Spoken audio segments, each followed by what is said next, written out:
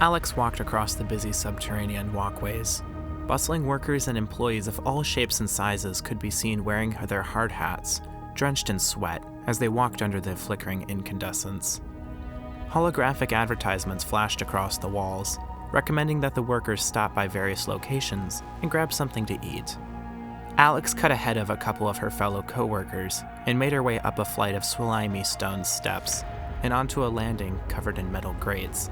Steam hissed and fires roared as the young woman marched along the overlook, tapping her hand against the guardrails as she went. "Hey Alex, how's it going today?" asked a young man as he smiled widely and patted Alex on the back. Alex smiled widely and replied, "Going great, Fred." "Check this out," said Fred excitedly. He rolled up his sleeve to reveal a massive bloody gash in his arm. "I'm going to the medical ward to have this cleaned up. Wish me luck." Alex nodded enthusiastically and waved back at Fred as he walked out in the hall, smiling and laughing. He didn't seem disturbed by the nasty wound in his arm in the slightest.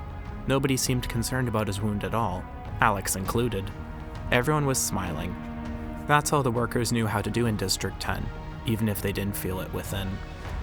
"All workers, please be sure to clock in with your worker ID before proceeding through the terminal," said a robotic voice over the intercom. Alex nodded with a smile and swiped her red worker card into a reader, and the doors opened, letting her pass through into the mining room. Various metal shafts and gears turned aggressively, causing deafening clacking sounds to echo throughout the metal room as the sounds of pickaxes and furnace fires roared. "Hey, Alex," said one of the workers, who almost leapt over to where she stood. "Ariana died today." "Oh, really?" asked Alex excitedly. "How did she die?" "She got torn to shreds by one of the cogs," said the other. They both laughed together. "That sounds about right," said a third employee excitedly, who walked over to them. "So what's on the agenda for today?" asked Alex as she looked around at the smoke and the machinery around her.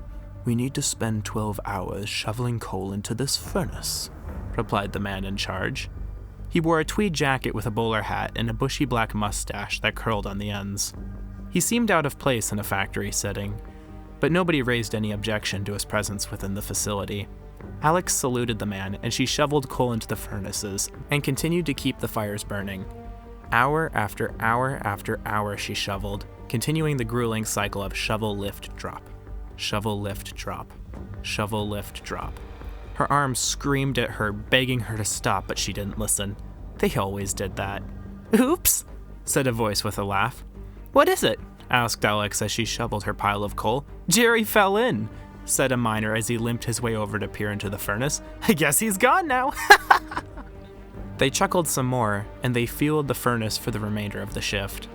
"All workers, please be sure to clock out with your worker ID before proceeding through the terminal to your dorms," said a robotic voice over the intercom. "That was fun," said Fred as he shook his bloody arm. "How was the medical ward?" asked Alex as they walked toward the terminal with their ID cards.